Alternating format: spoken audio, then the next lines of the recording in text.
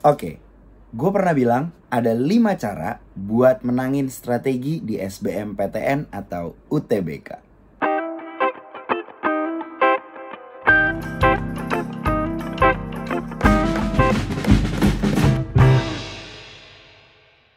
Oke, mungkin sebelumnya kalian udah pernah nonton video gue yang kemarin yang bahas soal strategi yang ada 3 poin itu.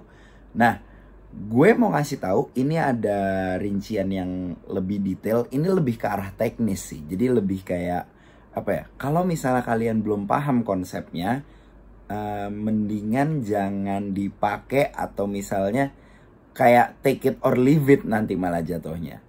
Jadi mendingan kalau misalnya kalian udah paham konsepnya dan kalian udah tahu apa yang akan kalian lakukan, kalian bisa terapin 5 strategi ini. Oke, langsung aja gue pengen ngasih tahu 5 strategi yang bisa kalian pakai di SBMPTN atau UTBK. Yang pertama, waktu. Ya, bener banget, waktu. Kenapa gue bilang waktu? Karena kalian waktu UTBK itu pasti banget dikejar-kejar sama waktu. Apalagi pelajaran fisika, pelajaran matematika, pelajaran TPA, terus bahasa Indonesia, bahasa Inggris, bagian reading yang biasanya itu ditaruh di bagian akhir. Jadi kalian gak punya waktu buat ngebaca itu semua. Jadi kenapa gue bilang waktu adalah yang paling penting? Jadi strategi yang pertama adalah waktu. Jadi sebelum kalian bisa mengerjakan semua soal, kalian harus paham dulu berapa waktu yang kalian butuhkan untuk mengerjakan semua soal tersebut. Jadi misalnya satu pelajaran itu ada 23 menit dan ada 20 soal. Dari 23 menit ini, kalian tuh bisa dapat berapa soal sih kalau misalnya kalian mengerjakannya dengan serius. Misalnya katakanlah kalian di percobaan pertama itu dalam 23 menit kalian itu bisa dapat sekitar 5-10 soal. Nah, sekarang gimana caranya kalian bisa ningkatin soal yang kalian dapat itu? Entah jadi 12, jadi 15. Setelah kalian udah bisa dengan semua yang tadi, maksudnya dengan 15 soal yang tadi, sisanya mau diapain? Pertanyaan selanjutnya adalah itu. Yang nanti bakal gue bahas di belakang. Terus gimana kalau misalnya gue udah bisa ngerjain 20 soalnya? Ya nggak apa-apa, berarti itu adalah advantage time lo. Dan lo bisa cross check lagi. Soal mana yang perlu gue koreksi ulang, soal mana yang perlu gue, perlu gue pastikan bahwa ini tuh benar. Jawabannya maksudnya. Jadi, pastikan dulu kalian mempunyai alokasi waktu yang tepat dengan jumlah soal yang tepat. Jadi kalian bisa prediksi, kira-kira gue bisa ngerjain berapa soal dengan waktu yang tersedia. Itu soal waktu. Yang kedua, mata pelajaran pegangan. Apa tuh maksudnya? Jadi kalian harus memastikan bahwa kalian itu punya mata pelajaran yang bisa kalian pegang. Kayak ibaratnya mata pelajaran gacoan gitu deh. Karena gini, di UTBK dia tuh gak peduli lu tuh mau ngambil jurusan apa, lu mau ngambil fakultas apa, lu mau ngambil soshum atau saintek, lu mau dari jurusan apa, gak peduli. Yang penting lu bisa jawab pertanyaan, that's it, enough. Jadi kalau misalnya lu mau masuk FK misalnya, tapi lu bisanya fisika, lu gak bisa biologi, ya gak apa-apa. Lu bisanya kimia, ya gak apa-apa juga gitu loh. Jadi kalian harus punya mata pelajaran pegangan. Dengan artian gini, dengan mata pelajaran pegangan yang udah kalian siapin sebelumnya, kalian jadi kayak punya nilai pasti gitu. Jadi kayak kalian, oke, gue bisa sikat semua nih pelajarannya. Jadi kalian lebih yakin. Toh yang lain gimana? Yang lain ya sekenanya aja gitu loh. Toh jawab 3 soal, 5 soal, gak masalah. Mendingan kalian ngerjain 20 soal di satu mata pelajaran daripada kalian ngerjain 5 soal di setiap mata pelajaran. Kenapa? Karena gini, logikanya kalian ngerjain satu mata pelajaran itu 20 soal.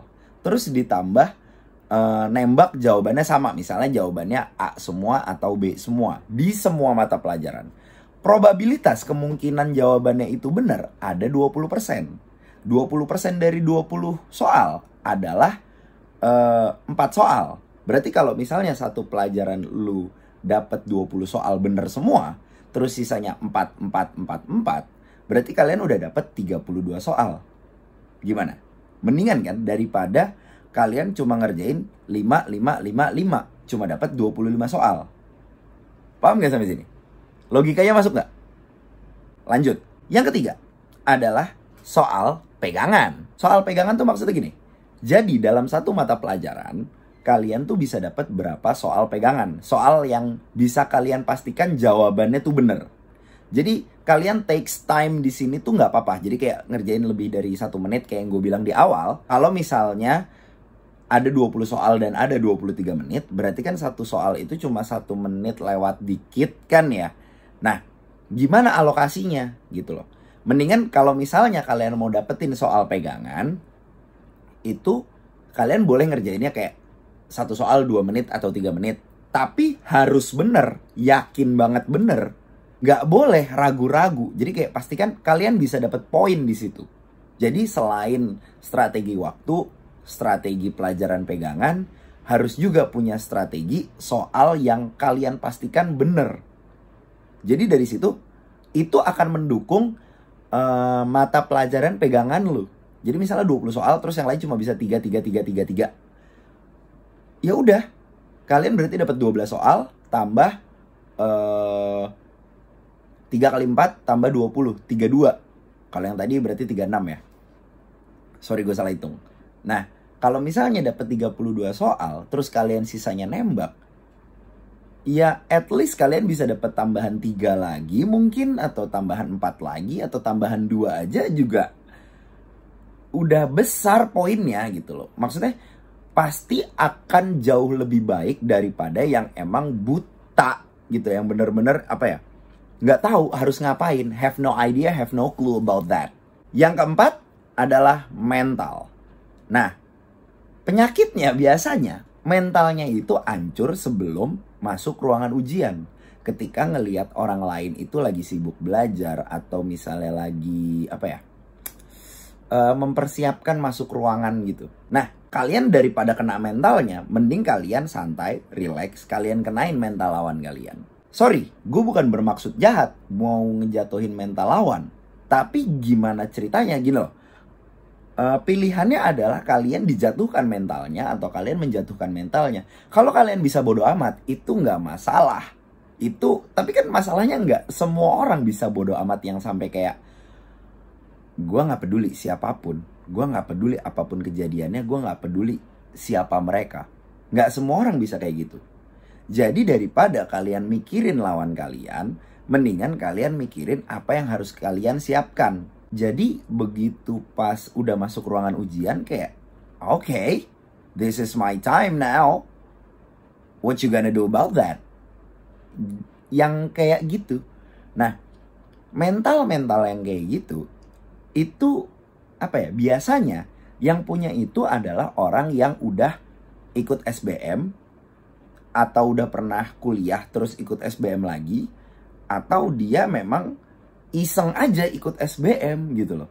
Jadi karena udah tahu medan perangnya, jadi mereka itu lebih apa ya, lebih nyaman, lebih relax, lebih nothing tulus. Kenapa gue bilang nothing tulus? Karena kalau misalnya dengan nothing tulus itu lu kayak nggak punya beban pikiran.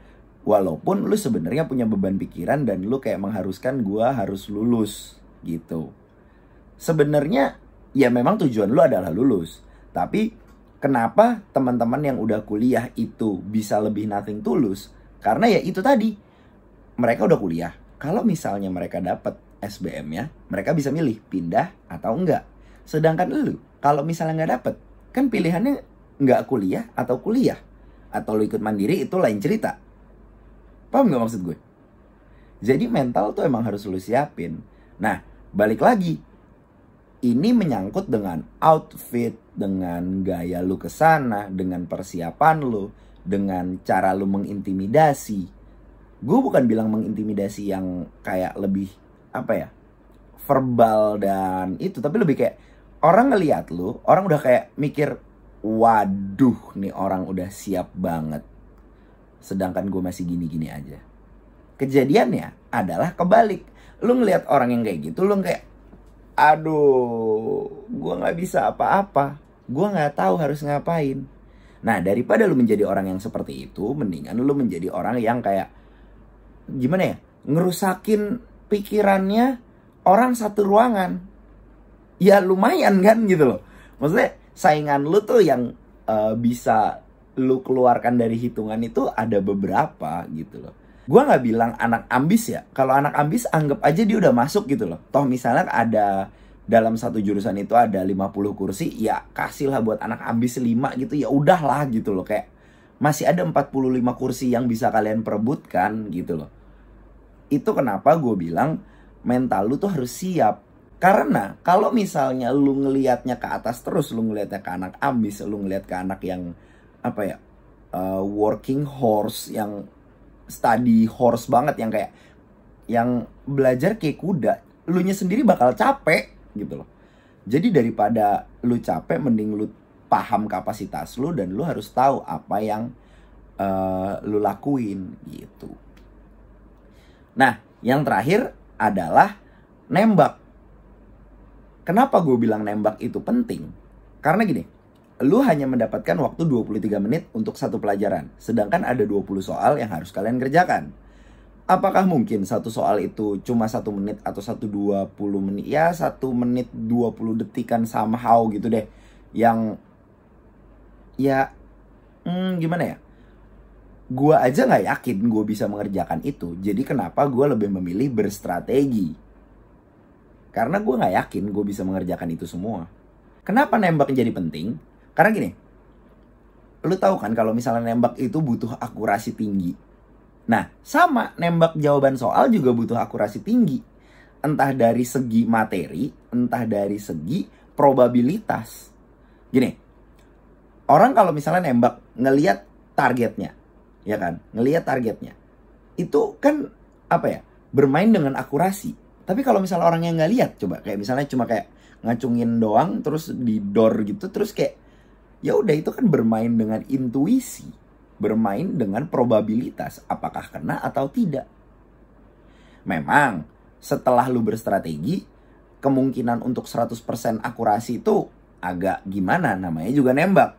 Lu gak tahu faktor di luar sana. Entah itu faktor luck, entah itu faktor probabilitas yang gue bilang tadi, faktor peluang, dan lain sebagainya. Masih banyak.